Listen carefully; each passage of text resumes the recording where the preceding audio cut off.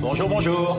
Bonjour monsieur. Salutations à vous, amis auditeurs, prenez place pour ce 35e épisode. J'aimerais d'abord commencer par une légère mise en garde. En effet, gardez à l'esprit que la levée progressive des restrictions sanitaires ne doit pas être un prétexte pour faire n'importe quoi. Une mise en garde qu'aurait mieux fait de suivre Marlène Schiappa lors d'un meeting La République En Marche pour les régionales d'Île-de-France. Est-ce qu'il y a des gens d'Île-de-France ici ce soir? Est-ce que vous avez envie d'Île-de-France? Est-ce que vous avez prévu de voter pour Laurent Saint-Martin? Sans déconner, elle s'est prise pour un forain ou quoi?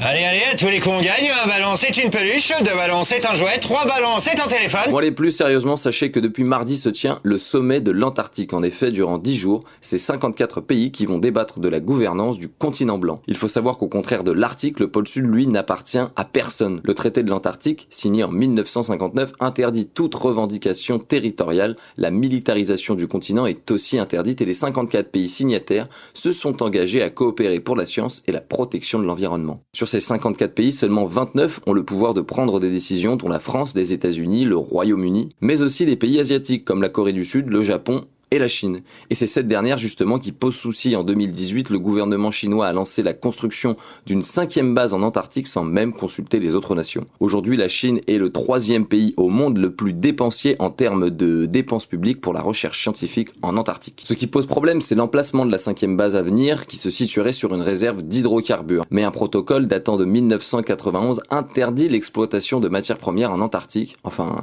pour combien de temps, hein? Faut toujours que vous veniez foutre votre merde. Ah bah vous savez, moi je pose des questions, voilà tout. Hein. Allez, à Hong Kong à présent, 5 responsables du journal Apple Daily, dont le rédacteur en chef Ryan Lowe, ont été arrêtés ce jeudi. Près de 500 policiers ont pris part à l'opération. Ils ont été arrêtés pour collusion avec un pays étranger visant à mettre en danger la sécurité nationale. La police chinoise a également annoncé avoir gelé 2 millions d'euros d'actifs détenus par le Apple Daily. Aïe, aïe, aïe, aïe.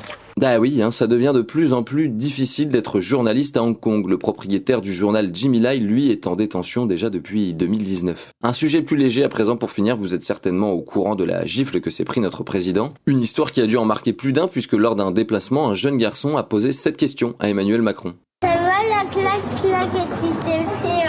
Ah bah oui, ça va, c'est pas agréable, hein. C'est pas bien, hein. La claque. Eh oui, la claque. J'aime ce côté sans filtre des enfants. Bon ben c'est la fin de cet épisode, merci de m'avoir écouté, je vous dis à très vite pour un nouveau numéro. À tantôt alors.